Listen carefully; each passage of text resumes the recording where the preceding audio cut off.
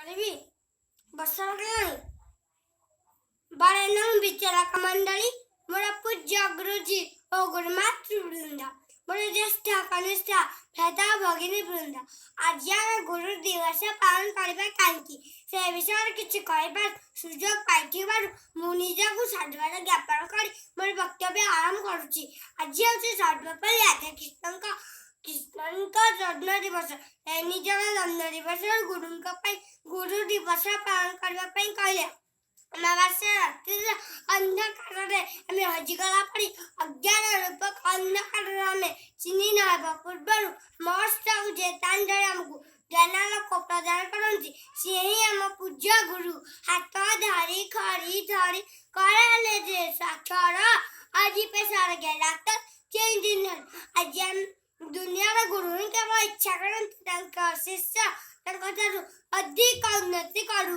ଧରିତ୍ରୀ ମାର କଳରେ ଭୂମିଷ୍ଠ ହେବା ପରଠାରୁ ଆମେ ଗୁରୁଙ୍କ ସେ ହିଁ ଦୁନିଆରେ ଚାଲିପାରୁ।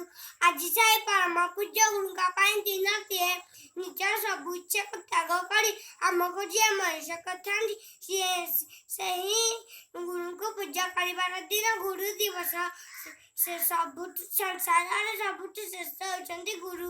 ଯଦି ଗୁରୁ ଓ ଗୋବିନ୍ଦ ଦୁଇ ଜଣ ଏକା ଥାନ୍ତି ତେବେ ପ୍ରଥମେ ଆମେ ଗୁରୁଙ୍କୁ ପ୍ରଣାମ କରିବା କାହିଁକି ନା ଗୋବିନ୍ଦଙ୍କୁ ପାଇବାର ପଥ ପ୍ରଦର୍ଶକ ହେଉଛନ୍ତି ଗୁରୁ।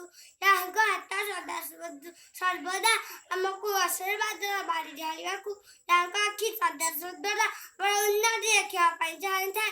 ତାଙ୍କ ମନ ଓ ପ୍ରାଣ ଆମର ମଙ୍ଗଳ କାମନାରେ ପ୍ରଭୁଙ୍କ ପାଖରେ ସଦାସର୍ବଦା ନତମସ୍ତକ ଥାଏ। ସେହି ଗୁରୁଙ୍କ ପାଇଁ ସଦାସର୍ବଦା ମନୋମନ୍ଦିରର ସିଂହାସନରେ ସ୍ଥାପନ କରି ଶ୍ରଦ୍ଧା ଓ ସମ୍ମାନ ରୂପକ ପୁଷ୍ପ ନୈବେଦ୍ୟ ଅର୍ପଣ କରି ଆମେ ପୂଜା କରିବା ଉଚିତ। ଅପରପକ୍ଷରେ ଗୁରୁ ଦିବସ ପାଳନ କରି ଗୁରୁଙ୍କର ମର୍ଯ୍ୟାଦା ବୃଦ୍ଧି ସହିତ ତାଙ୍କ ସମ୍ମାନ ହୁଏ। ମୁଁ ଏତିକି କହି ମୋର ସ୍ୱଳ୍ପ ବକ୍ତବ୍ୟ ସାହାଯ୍ୟ କରୁଛି। ଗୁରୁ ବ୍ରହ୍ମା ଗୁରୁ ବିଷ୍ଣୁ ଗୁରୁଦେବ ମହେଶ୍ୱର ଗୁରୁ ସାକ୍ଷାତ୍ ପରବ୍ରହ୍ମ ତସ୍ମୈ ଶ୍ରୀ ଗୁରବେ ନମଃ। ଜୟ ଗୁରୁଦେବ।